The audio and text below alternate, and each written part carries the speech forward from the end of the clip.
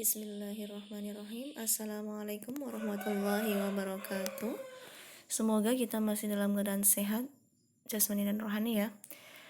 Pada kesempatan kali ini saya akan membahas terkait sebab-sebab dibolehkannya fasah ya. Ya, pada kali ini kita akan masuk dulu kepada pengertian fasah itu sendiri apa ya.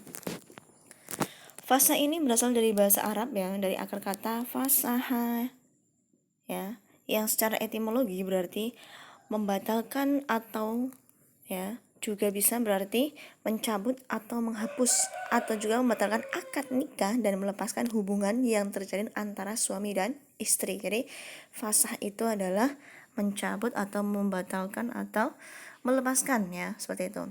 Fasah ini berarti memutuskan ikatan perkawinan yang diajukan oleh istri ke pengadilan agama. Jadi dari fasah ini bisa terjadi ketika istri mengajukannya ke pengadilan atas ketidakpuasan dengan sikap watak dan dari suaminya atau sesuatu yang tidak didapatkan atau hak-haknya tidak terpenuhi oleh sang suami ya. Jadi fase ini terjadi karena hal-hal yang belakangan ataupun karena adanya syarat-syarat yang tidak terpenuhi ketika melangsungkan perkawinan. Jadi bukan hanya tentang hak-haknya yang kemudian tidak terpenuhi, tapi ketika ada sesuatu yang membatalkan semisal seperti halnya rukun dan syarat nikah tidak terpenuhi tapi ketahuannya setelah terjadi pernikahan, ini bisa diajukan oleh wanitanya untuk memfasahkan pernikahannya ke pengadilan, seperti itu ya. Jadi sampai di sini jelas ya, fasah itu membatalkan dari pihak sang istri. Kalau bahasa gaulnya itu gugatan cerai atau gugatan perceraian yang diajukan oleh sang istri, seperti itu. Ya, arti lainnya, fasa ini adalah perceraian yang disebabkan oleh timbulnya hal-hal yang dianggap berat oleh suami atau istri atau keduanya sehingga mereka tidak sanggup untuk melaksanakan kehidupan suami istri dalam mencapai tujuannya. Jadi sudah tidak bisa disatukan lagi ya, alasannya seperti itu, sehingga ini tidak sanggup untuk melanjutkan ya, semisal sang suami tidak bisa mencari nafkah atau sang suami tidak bisa berhubungan seksual seperti itu kan, atau sang suami langgar talak. Nah ini bisa jadi sehingga tujuan untuk berumah tangga itu tidak akan terpenuhi atau tercapai ya, seperti itu. Fase ini atau bisa juga disebut dengan membatalkan atau pembatalan perkawinan oleh istri karena antara suami terdapat cacat ya, atau penyakit yang tidak dapat disembuhkan, atau si suami tidak dapat memberikan belanja nafkah ya, menganiaya, murtad dan lain sebagainya. Ini juga termasuk dalam kategori fasah, seperti itu.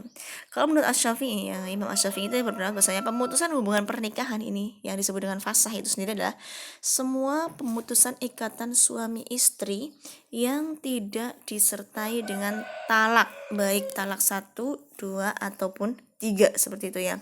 Jadi ini adalah murni pengajuan dari sang istri, seperti itu ya. Lanjut kita ke kalangan fuqaha Hanafiyah ya. Ini tidak membedakan antara cerai dan talak dengan cerai fasah ya. Mereka berkata semua perceraian yang didatangkan dari pihak suami dan tidak ada tanda-tanda datang dari perempuan ya. Jadi maka perceraian ini dinamakan dengan fasah, seperti itu ya. Jadi segala sesuatu yang datang dari istri atau cerai yang didatangkan dari istri itu disebut dengan fasah, seperti itu. Lalu alasannya apa aja sih? Bagaimana alasan fasah atau sesuatu yang bisa difasahkan atau alasan yang bisa dijadikan untuk mengajukan fasah ke pengadilan ya, agar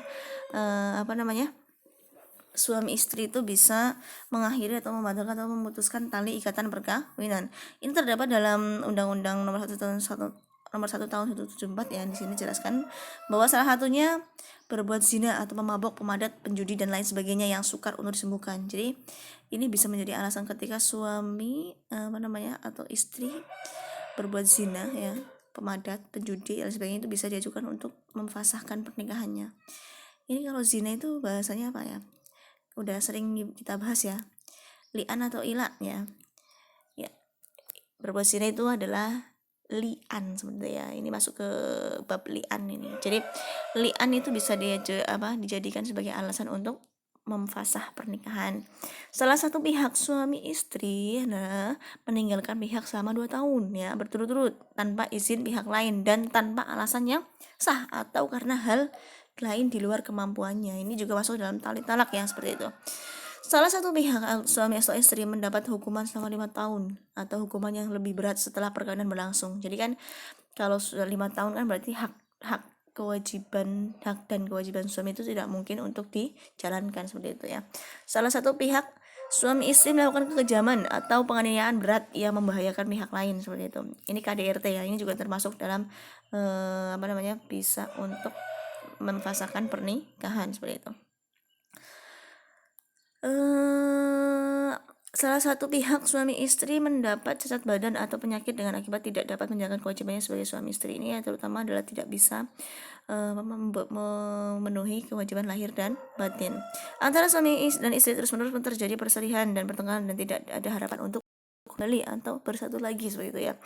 Ini menjadi alasan yang bisa diajukan untuk memfasahkan pernikahan ya ke pengadilan seperti itu. Nanti lengkapnya kalian bisa buka di undang-undang kalian sendiri ya dalam KHI atau kompilasi hukum atau undang-undang nomor 1 tahun 174 ya. Ya, fasah karena adanya syarat-syarat yang tidak terpenuhi ketika akad nikah seperti itu. Apabila akad sudah sempurna dan selesai kemudian diketahui bahwa sang istri yang dinikahinya ternyata sudah saudara sesusuannya, maka akadnya harus difasahkan seperti itu ya. Fasah batal atau batal secara hukum dan itu harus diajukan ke pengadilan karena apa?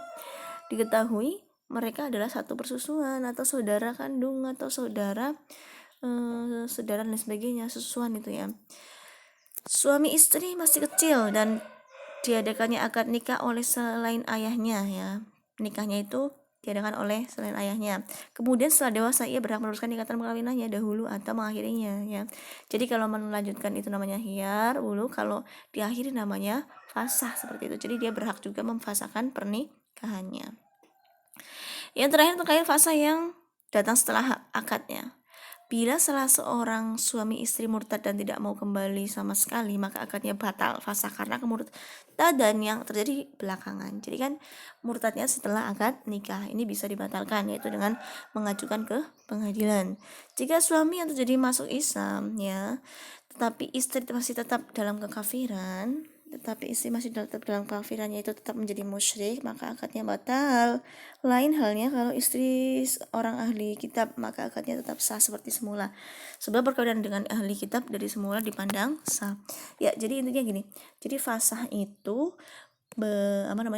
pengajuan sang istri ya. Jadi kalau segala sesuatu yang datang dari istri adalah dinamakan dengan fasah.